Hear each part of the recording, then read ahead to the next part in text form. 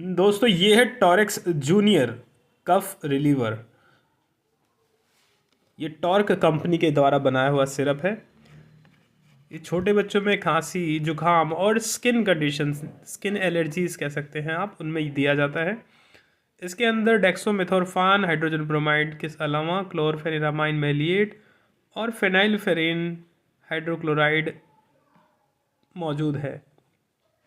इसकी स्ट्रेंथ दे रखी है, इसके अंदर हम देख सकते हैं डेक्सोमेथोर्फान इसमें 10 mg है, क्लोरफेनिरामाइन 2 mg, इसके अलावा फेनाइलफेरिन हाइड्रोक्लोराइड 5 mg है और doses as directed by physician.